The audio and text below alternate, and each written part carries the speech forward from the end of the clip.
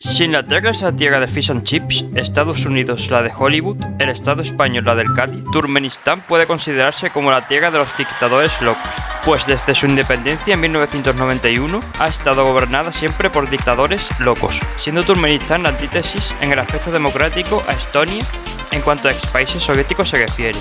La historia que vamos a contar hoy puede parecer de película de Borat, aunque estos hechos que contaré son reales. Turkmenistán es un país de Asia Central situado en el mar Caspio, compartiendo frontera con varios países con dictaduras bizarras, limitando con Uzbekistán al norte, con Afganistán al este y con Irán al suroeste. La superficie es de 488.100 kilómetros y su población de unos 5.6 millones de habitantes. Intelectuales de la farándula de YouTube, como el Moba de Sebas a día de hoy, no le han dedicado ningún vídeo completo a este país, que compite con Corea del Norte y Eswatini como países más bizarros del mundo.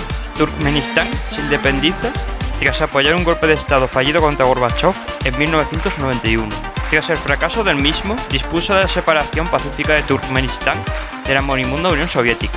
El Soviet Supremo declaró a Turkmenistán independiente y nombró a Nizayov como presidente del Estado el 27 de octubre de 1991. El nuevo país se encontraría con la presidencia de Nizayov. Y ahora me dirán, ¿quién es ese tal Nizayov?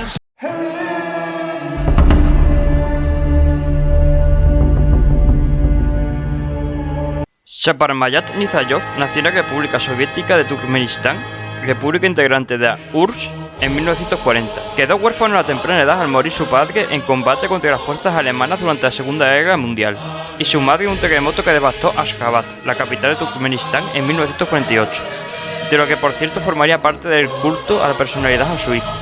A comienzos de los 60 trabajó como instructor en el Comité Exploratorio de los Sindicatos Turcomanos. En 1967 se doctoró como ingeniero técnico en Leningrado. Más tarde trabajó en una central eléctrica en Ashgabat. Después se fue a estudiar otra vez a Rusia, donde fue expulsado por sus malos resultados académicos. Pese a que en 1962 empezó a comenzar su actividad política, no llegó a ser el primer secretario de la RSS de Turkmenistán hasta 1985, donde un caso de corrupción con la producción del algodón hizo que Gorbachov destituyera a Muhammadnazar Gapurov, poniendo en el cargo a Nizayov. Sí, Nizayov era un desgraciado. Ahora lo vamos a ver más tarde. Nizayov durante esa época fue uno de los secretarios regionales menos reformistas con el comunismo. En 1990 se convierte en el presidente del Soviet Supremo de la República Socialista de Turkmenistán. Un año después apoyó un intento de golpe de estado contra Gorbachov, haciendo que la Unión Soviética declarara a Turkmenistán independiente y nombrara a Nizayov como presidente el 27 de octubre de 1991. La situación era que Nizayov se encontraba siendo el presidente de un país nuevo que nadie conocía en el plano internacional y al que le concedieron la independencia cuando en un principio no quería, pues Nizayov era un unionista acérrimo. Lo que ocurrió equivaldría a que el murciano encabronado fuera el presidente autonómico de Murcia, apoyara un golpe de estado a Pedro Sánchez y el mismo Sánchez le diera independencia a Murcia. Espero que este vídeo no lo vea Puigdemont o Tegui, porque si no... Aún así a Nizayov eso de ser presidente de un país independiente no es que le desagradara mucho. Ya en su primer año de presidente crea el Partido Democrático de Turkmenistán, típico partido lepenista en el que podría estar afiliado Bukshadeh, e ilegaliza y disuelve el Partido Comunista. Nizayov, como buen sátrapa, usó la técnica del camaleón político para seguir en la poltrona.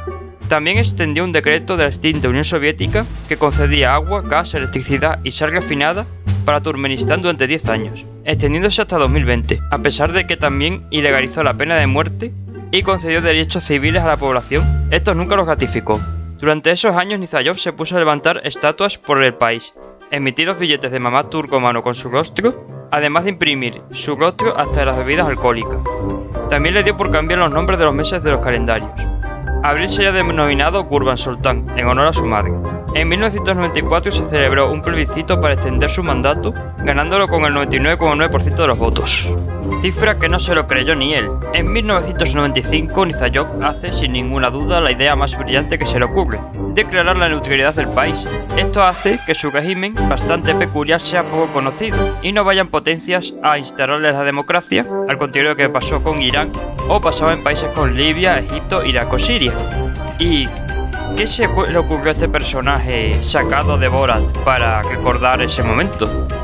Si los antiguos romanos construían arcos para conmemorar las batallas, Nizayov construyó una estatua de 75 metros de alto, dorada de él mismo, que gira para mostrarse siempre al sol. La estatua se iluminaba de noche. En esa época se desató la época más loca de Nizhayov. En 1997 prohibió fumar a los empleados del gobierno, dado que Nizhayov tuvo que dejar de fumar por una cirugía del corazón.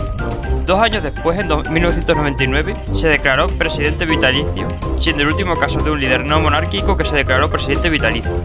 En 2001 prohibió la ópera, el ballet y el circo por ser considerado antiturcomana.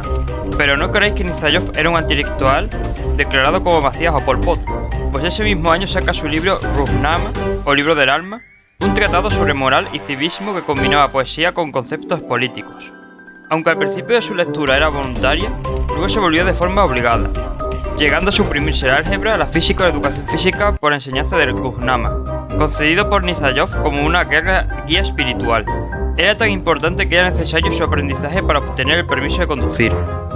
Que hubieran exámenes periódicos a funcionarios sobre el libro del alma, o que los médicos tenían que jurar fidelidad a Ruhnama frente al juramento hipocrático, como Nizhayov tenía como uno de sus principales hobbies colocar estatuas, obligó a construir una estatua mecánica de su libro en Ashgabat, en la que a las 8 de la tarde la tapa se abre y la grabación de un pasaje del libro se puede escuchar.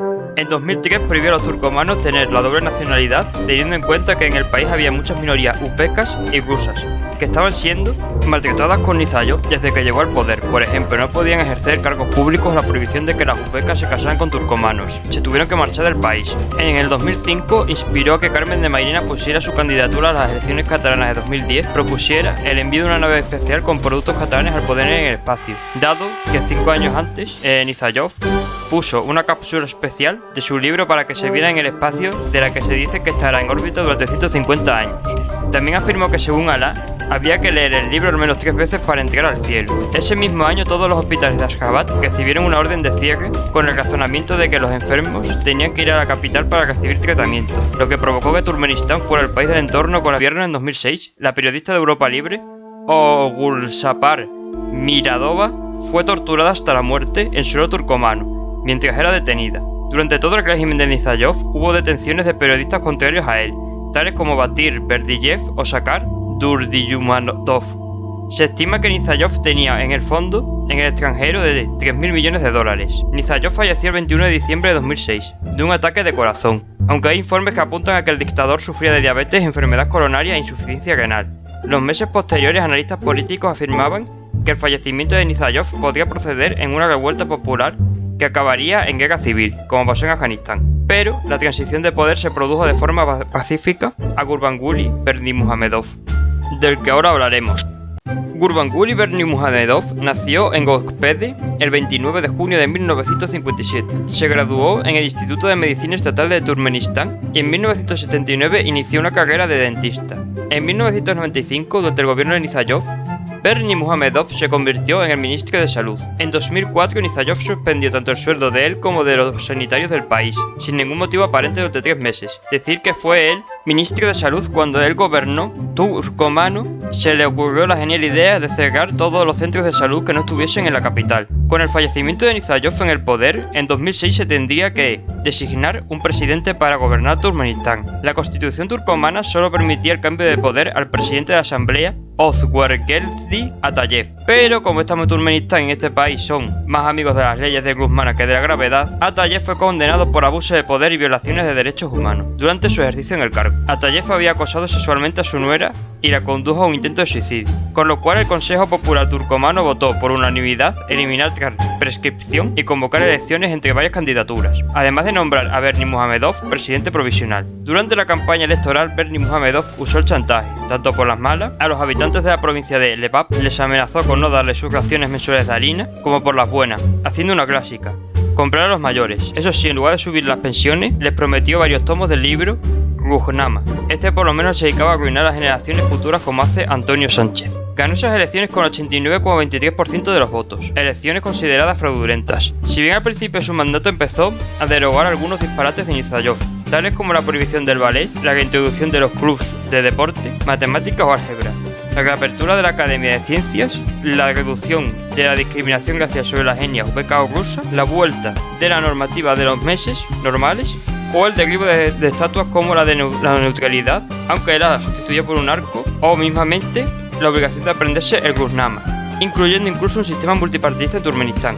Pero, en el fondo, esas medidas solo sirvieron para maquillar su dictadura, pues mantuvo su culto a la personalidad, erigiendo en 2015 una estatua de él montado en caballo sobre un acantilado de mármol blanco. Se puso el nombre de Arkadaş, que significa protector en turcomano. Se anticipó en los planes del foro de Davos de no tendrías nada y serás feliz, prohibiendo los coches importados anteriores al año 2000. Mantuvo el caciquismo de Nizhayov, ganando las dos elecciones multipartidistas a las que se presentó con el mismo porcentaje del 97% de los votos y sin presencia de observadores occidentales, además de torturar a los turcomanos con su música y organizar de caballos donde Berdimuhamedov siempre ganaba. Nadie quería saber qué pasaba si Berdimuhamedov no quedaba primero, aunque sí es verdad que una vez se tuvo una caída en una carrera de caballos. Por otro lado, en el tema geopolítico, Turkmenistán, al tener unas reservas de gas importantes, empezó a hacerse socio de Rusia y Ucrania. Esto supuso un boom económico en el país, pasando de un PIB nominal de 10.280 millones de dólares en 2006 a uno de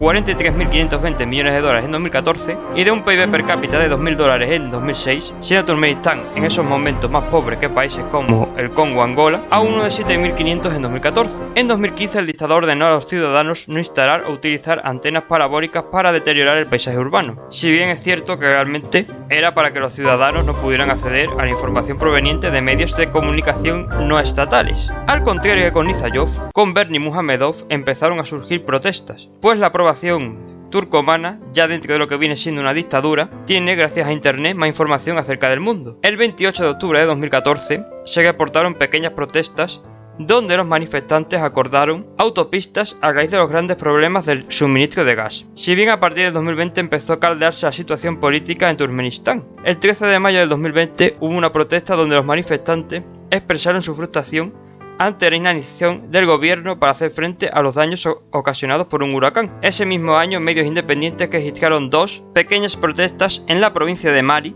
a raíz de la escasez de harina y aceite vegetal. El 5 de noviembre de 2021 se reportó que vendedores y propietarios de un mercado organizaron una protesta espontánea contra las restricciones impuestas por el gobierno para frenar el contagio del coronavirus. El 2 de febrero del 2022, decenas de personas bloquearon una importante autopista en la provincia de Mari, luego de que la policía intentara desmantelar un bazar improvisado. Al final, el 11 de febrero de 2022, fecha muy ritualística por cierto, Berdimuhamedov anunció su intención de dimitir en marzo del 2022, afirmando que era una difícil decisión, dejando el poder a Serdar Berdimuhamedov, que para Masingri es su hijo. Las elecciones que se realizaron poco después de la dimisión de Gurbanguly y Berdimuhamedov, como era de esperar, estaban amañadas y con una oposición más controlada que la que tiene Putin en la Duma, ganando Serdar Berdimuhamedov con el 72,92% de los votos.